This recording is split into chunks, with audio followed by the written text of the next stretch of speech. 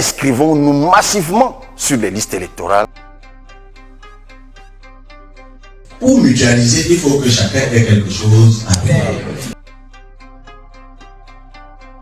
Allons prendre d'assaut la responsabilité politique. Éducation citoyenne. Scandale sur scandale. Les mêmes causes produiront les mêmes effets. Nous sommes ensemble.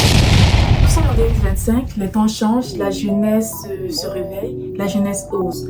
Et s'il y a bien un politicien qui incarne cette dynamique qui est de plus en plus ressentie depuis les dernières élections de 2018, c'est bien Cabral Libby. Monsieur Cabral Libby. Ce Camerounais-là, en lequel de milliers de jeunes et de moins jeunes s'identifient désormais, est le symbole du courage, de l'abnégation et du rêve d'un autre Cameroun. Dans cette vidéo, nous vous proposons d'explorer les coulisses de son ascension vers la scène politique camerounaise. En gros, nous essayerons de comprendre qui est Cabral Libby. Avant de continuer, voici un petit quiz sur le sujet du jour.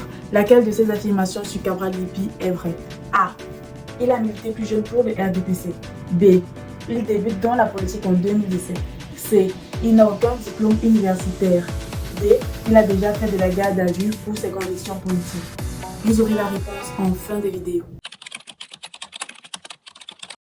Cabral Libby est né le 29 mars 1980 à Ekouamène, un village du centre Cameroun. Cabral Libby vient d'une famille où deux de ses oncles ainsi que son grand-père ont été au maquis pendant la guerre d'indépendance. Les anecdotes de la lutte d'indépendance de sa famille ont sans doute forgé en lui les convictions politiques qui sont les siennes aujourd'hui. Le parcours académique de Cabral Libby l'a mené à connaître 3 régions du Cameroun, le centre, le sud et l'ouest, ce qui lui a permis très tôt de se confronter à la diversité culturelle du Cameroun. Cabral Libby est diplômé en droit de l'université de Yaoundé 2 à Assoua. Il obtient un DEA, diplôme d'études approfondies, qui est l'équivalent d'un master recherche. Par la suite, donc, Cabral Libby s'inscrit en cycle doctoral à l'université en 2013, mais en 2020, il est désinscrit par une décision directeur en application de la réglementation en vigueur parce que le doctorat en fait s'obtient dans une limite de 10 semestres à partir de la première inscription en fait, et ce qui avait été dépassé par Cabral Libby. Bon, cela s'explique par le fait que cette période-là, 2015-2020, correspond à sa montée en scène dans la sphère politique camerounaise. Donc, on peut donc comprendre qu'il était très occupé. Il faut noter que par la suite, il a été sélectionné à l'université de Douala, où il poursuit toujours ses travaux. Il débute comme journaliste et consultant médiatique. Et très jeune, il s'illustre brillamment comme chroniqueur sur Radio Campus, la radio Université de l'Estique, où il devient plus tard directeur adjoint. Il intervient également dans plusieurs médias nationaux et internationaux, notamment sur ACR TV, Equinox, Vox Africa ou même Vision 4. En parallèle, il poursuit une carrière universitaire à la faculté de droit de l'Université de Yaoundé 2 comme enseignant moniteur chargé des travaux dirigés en droit public. Il faut dire que Cabral Libby a de nombreux détracteurs qui l'accusent d'avoir bénéficié des faveurs du régime et qui disent en fait qu'il est un pion du régime envoyé donc pour distraire les Camerounais et que ce serait donc grâce à cela qu'il a pu travailler à l'université et aussi réussir à être directeur adjoint de Radio Campus. Mais lui, il met à mal toutes ces accusations en racontant ses déboires dans cette administration-là. Il raconte en fait que sa parole, ses dires lui ont coûté très cher et que à plusieurs reprises, il aurait été donc sanctionné par l'administration. Il raconte une anecdote même selon laquelle pendant un bout de temps, son bureau était en fait sous un arbre quand il travaillait à l'université, histoire de dire que ça n'a pas toujours été facile pour lui. Et finalement, en 2017, lorsqu'il a créé le mouvement 11 millions d'inscrits, il se retrouve bizarrement, selon lui, limogé de son poste à l'université. Comme quoi, ce n'était pas aussi rose que ça. Il faut également noter que Cabral Libby a une expérience dans le monde de l'entreprise. En 2019, Cabral Libby annonce à la communauté nationale camerounaise qu'il a été nommé PCA, président du conseil d'administration de l'entreprise Rizius Holding. Et il faut également dire que Cabral Libby a toujours été très engagé dans la vie associative et dans la politique également, comme nous allons le voir par la suite. Et cela lui a valu plusieurs prix. Ces récompenses-là sont en fait surtout liées à ses exploits et son impact politique. On peut donc dire que Cabral est incontestablement un homme politique camerounais confirmé. Cela peut surprendre plus d'un, mais les débuts de Cabral Libby en politique ne remontent pas en 2017. C'était beaucoup plus tôt que ça. Déjà, comme nous l'avons dit, Cabral Libby vient d'une famille fortement engagée dans la lutte nationaliste. Et plus tard, en 2004, Cabral Libby se fait fortement remarquer en tant que porte-parole du mouvement qu'on appelait le mouvement des 1000 étudiants contre la réélection de Paul Biya. Et ce mouvement-là, il l'avait créé avec ses amis en fait du mouvement Fona Jeune. Et en 2005, il fonde le comité de défense des intérêts des étudiants de l'université de Yaoundé 2, même s'il dut, à cause de cela, s'expliquer durant toute une journée à la DGRE suite à un enlèvement policier. Plus tard, donc en 2011, toujours prêt à prendre des initiatives, il crée un mouvement de réveil de la jeunesse Bassa pour Bati. Avec celle-ci, il écrira un mémorandum au président de la République en fait pour l'informer de la rupture entre la jeunesse Bassa et les élites politiques en fait. Et dans ce cadre-là, il a été arrêté à Ezeka et placé en garde à vue administrative pendant 4 jours. Et c'est donc finalement en 2017 que la grande majorité de la population camerounaise le découvre parce qu'il lance en prévision de la présidentielle, des élections présidentielles, le mouvement 11 millions d'inscrits qui visait en fait à mobiliser le maximum de jeunes, donc 11 millions de personnes pour aller s'inscrire sur les listes électorales parce qu'il était dans une optique de changement. Et c'est donc là que son histoire a pris un tournant majeur. Devenu 11 millions de citoyens, l'initiative de Cabral Libby a été un franc succès. Et c'est donc dans ce contexte-là qu'il a été investi par le parti Univers grâce à l'appui de Prosper Kouvanda. Cabral Libby a eu un franc succès pendant sa campagne présidentielle auprès de la jeunesse camerounaise et même de la diaspora. Et il faut même dire que son fonds de campagne, les 30 millions qu'il devait déposer comme caution, ont été entièrement financés en fait par des dons des Camerounais. Sa campagne électorale est marquée par de grands meetings, notamment à Edea, puis à Douala le 23 septembre 2018 au stade de Sikam, où environ 10 000 à 20 000 personnes, selon les sources, avec une forte mobilisation autour de son discours sur la jeunesse, l'emploi et la réforme institutionnelle. Les Camerounais votent le 22 octobre 2018. La Cour constitutionnelle proclame les résultats. Cabral Libby sort 3e sur 7 candidats avec 6,28% de voix. Après les élections présidentielles, Cabral Libby prend de l'ampleur sur la scène nationale et même internationale. Pour lui, c'est grâce à sa constance. Le Cameroun a réellement découvert Cabral Libby. Le jeune Camerounais lambda, sorti de nulle part, que personne ne connaissait, est réellement devenu une élite nationale. Je ne suis pas fils d'eux. Je ne suis pas ancien ceci ou cela. Je ne suis pas issu de la grande famille d'eux. Je n'ai pas de parrain. Je n'ai pas de ceci. Je n'ai pas d'argent. Et lui, Cabral, continue d'être un homme politique très accessible, soucieux et à l'écoute des populations. Il communique énormément sur le terrain, il fait des meetings du nord au sud, de l'est à l'ouest et très souvent, malheureusement, l'État lui interdit ses meetings et ses rassemblements. Les liens entre Cabral Libby et le parti Univers se détériorent. Le professeur Kouvanda fait une lettre ouverte à Cabral Libby, mais il indique que Cabral reste pour lui un fils qu'il considère estimé. Et après, dans la foulée, Cabral Libby essaye de créer un parti politique qui ne voit malheureusement jamais le jour. Cabral accuse donc l'administration d'avoir boycotté ces partis politiques, notamment les citoyens. Et il le dit parce qu'il estime qu'il a fourni toutes les pièces nécessaires à la création de son parti, mais que l'administration n'a jamais voulu faire aboutir ces démarches. Il s'est donc finalement fait une raison et a décidé d'abandonner son mouvement Les Citoyens, visiblement tué dans l'œuf, et s'est finalement tourné vers un autre parti politique, le PCRN. Cabral Libye rejoint officiellement le PCRN lors d'un congrès tenu à Gizigis le 11 mai 2019. Ce parti politique, qui a une grande base dans le grand nord du Cameroun, a été exposé au grand jour sous l'impulsion de Cabral Libye, se fait connaître de l'ensemble de la nation camerounaise. Avec donc l'arrivée de Cabral Libye, le parti obtient 5 sièges à l'Assemblée nationale, 10 mairies et 250 conseillers municipaux lors des dernières élections locales. Depuis lors, il faut dire que le parti politique a énormément fait parler de lui, avec des descentes sur le terrain, des sorties, des interventions à l'Assemblée nationale entre eux.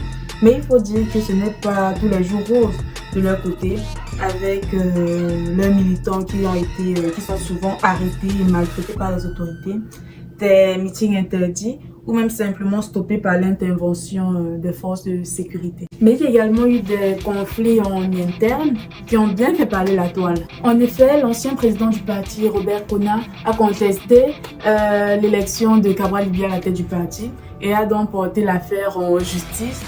Et cela a créé un gros imbroglio parce que l'ancien président Robert Kona, lui, a déclaré soutenir la candidature de Paul Biya quand on sait que Cabral Libye est candidat à la prochaine élection présidentielle de 2025.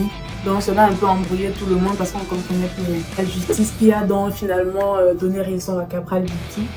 Et il faut dire que bien qu'une décision ait été rendue, cela n'est toujours pas terminé. Et il faut préciser que dans cette affaire, le MINAT avait simplement pris le parti de Robert Kona en estimant que Cabral Libye n'avait aucun droit de s'accaparer du parti qui était supposé revenir à Robert Kona. Et certains donc pensent que cela était dû au fait que le MINAT voulait un peu empêcher à Cabral Libye de présenter sa candidature aux prochaines élections présidentielles de 2025. Mais bon, le MINAT n'en est pas resté là. Plus tard, récemment même, à la CRTV, il racontait en fait que c'est grâce à lui que Cabral Libye est à la tête du PCRN aujourd'hui. C'est le ministre de l'AT que je suis, c'est moi qui cautionne, n'est-ce pas, cette alliance entre Cabral Libye et le PCRN. Mais bon, c'est c'est limite parce que si vraiment le MINAT voulait donner un parti politique à Cabral Libye, pourquoi est-ce qu'il n'a pas simplement facilité l'agrément en fait du parti que Cabral a essayé de créer depuis 2018? Donc on peut simplement constater que Cabral Libye a des haters, certains qui ne partagent pas les mêmes idées que lui, d'autres qui considèrent qu'il est un opposant de façade et d'autres encore qui ne l'aiment juste pas. Comme quoi les goûts et les couleurs. Il y a la une d'un journal qui est sortie qui était assez mensongère, qui traitait en fait de Cabral Libye, Sochouchi et un autre candidat à l'élection présidentielle d'Hirondelle en mode ils n'apparaissent que à quelques mois en fait des élections présidentielles, ce qui n'est pas très vrai. Mais bon, le journal s'est déjà excusé et a dit que c'était une erreur. Donc on va simplement dire que Cabral est victime de son succès et il n'est pas le seul. Cabral Libye a regroupé son programme de campagne pour le Cameroun en un manifeste de la rupture et du progrès pour un Cameroun qui protège et qui libère les énergies. Dans ce projet de société, donc, Cabral Libye propose une transformation majeure du Cameroun en 11 points clés. Ici, je vais présenter les différents points ou les différents éléments qui m'ont particulièrement interpellé à la lecture de ce projet. Donc, ce n'est pas un résumé du projet proposé par le PCRN et Cabral Libye, mais c'est vraiment les points qui m'ont soit interpellé parce qu'ils m'ont intrigué ou alors que j'ai trouvé intéressant. En point 1, une république souveraine et juste. Nous avons la réforme de l'État, dissolution du Sénat, des sièges à l'Assemblée pour la diaspora et une limitation des mandats présidentiels.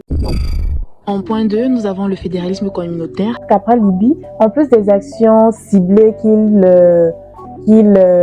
envisage de poser, propose en fait un système pour l'État camerounais innovant qu'il appelle le fédéralisme communautaire. Ce sujet fait polémique, il est intéressant et pour moi, il mérite à lui seul une vidéo entière. Donc, si vous voulez mieux comprendre le fédéralisme communautaire, n'hésitez pas à me le dire en commentaire. Je ferai une vidéo complète là-dessus. En point 3, paix, défense et souveraineté territoriale. Ici, on a la dépolitisation de l'armée et des forces de sécurité, le service national obligatoire, la réforme foncière pour un accès équitable à la terre, la résolution politique et économique des crises, notamment anglophones, et même dans la zone du lac Tchad avec Boko Haram. En point 4, projet panafricain et diplomatie de la souveraineté, on a la sortie progressive du franc CFA, l'intégration au BRICS et à la ZLECAf, rupture avec la dépendance militaire et diplomatique vis-à-vis des anciennes politiques coloniales, coopération sud-sud et défense stricte de l'intégrité territoriale. En point 5, libération économique et souveraineté financière, dont ici nous avons l'accès élargi au crédit pour les TPE et les PME, une banque publique d'investissement, la relance de la production locale, la fiscalité équitable et la création d'une monnaie numérique nationale. En point 6, éducation, recherche et souveraineté cognitive. On a la réforme du système éducatif pour l'entrée dans les réalités nationales. On a la valorisation des langues camerounaises, la décolonisation des programmes scolaires, investissement dans la recherche endogène et création d'un institut camerounais de pensée souveraine. En point 7, santé et protection sociale universelle. Nous avons la couverture santé universelle intégrant médecine moderne et savoir traditionnel, des hôpitaux adaptés aux réalités locales. En point 8, écologie et aménagement du territoire, on a la gestion souveraine et durable des ressources naturelles, l'économie circulaire, transition énergétique et aussi lutte contre l'exode rural. En point 9, agriculture et autonomie alimentaire. Nous avons ici une réforme foncière en faveur des paysans, la transformation locale des produits agricoles, la réduction des importations alimentaires et la souveraineté nutritionnelle. En point 10, culture, identité nationale, on a la renaissance culturelle fondée sur l'histoire réelle et les savoirs ancestraux. On a la commission vérité et réconciliation, soutien à l'industrie culturelle, la construction d'une identité post-coloniale assumée et aussi le sport comme facteur de cohésion. Et enfin, en point 11, diaspora numérique et futur technologique, nous avons un statut politique et fiscal pour la diaspora, la plurinationalité, oui, plurinationalité au Cameroun, un plan national pour l'intelligence artificielle et création de technopoles régionales. Il y a quelque chose d'autre que je trouve très important à soulever, c'est que Cabral Libby, dans sa communication au Camerounais, souligne un point très important qui est la surveillance du vote.